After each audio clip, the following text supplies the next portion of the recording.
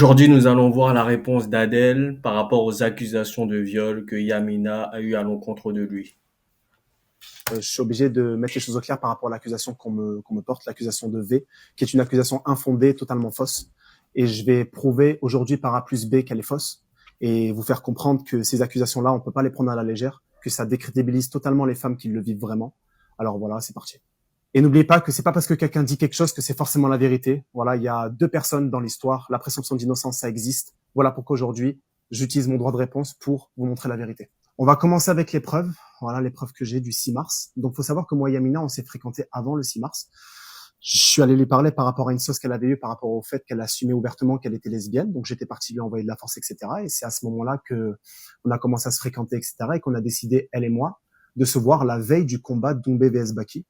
Donc, on s'est vu le 6 mars, etc. On avait même fait des vidéos ensemble que je vais essayer de retrouver. Et donc là, je vous mets les preuves là tout de suite de elle et moi dans l'Airbnb, totalement consentante. On vit ensemble ou pas? Oui. On en avait parlé Sûr? plusieurs fois, etc. En tout cas, elle n'avait pas l'air d'être malheureuse à ce moment. Elle est souriante. Elle a l'air d'aimer. Je pense que c'était son homme à l'époque. Comme ils ont dit qu'ils se connaissaient, ça faisait un moment. Ils parlaient. On s'était appelé plusieurs fois en FaceTime, etc. avant. Donc voilà, il y a des images ici. Par respect pour elle, je vais cacher ses cheveux, cacher son corps, parce que Il est quand même respectueux, même après tout cela.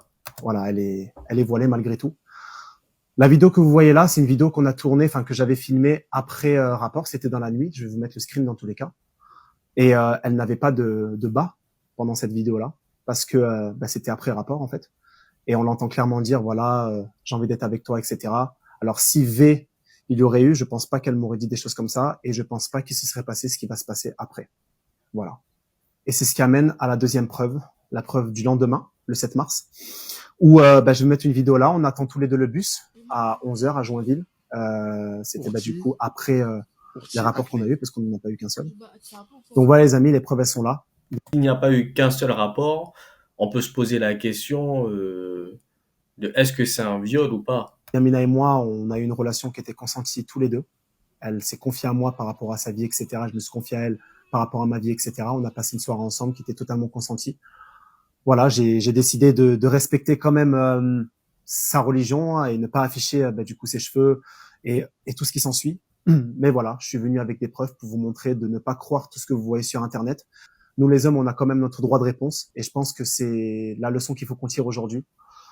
Il y a des vraies victimes, il y a des femmes qui le subissent vraiment, il y a des femmes qui en souffrent tous les jours, qui se font violenter, qui ne peuvent pas aller porter plainte sans preuve, parce qu'elles ont peur des répercussions qu'il y aura derrière. Il a raison, cela. Donc, toutes les femmes qui ont des fausses accusations, ça porte préjudice au vrai combat. Et là, de me faire accuser à tort, ça m'a vraiment touché, moi et toute ma famille.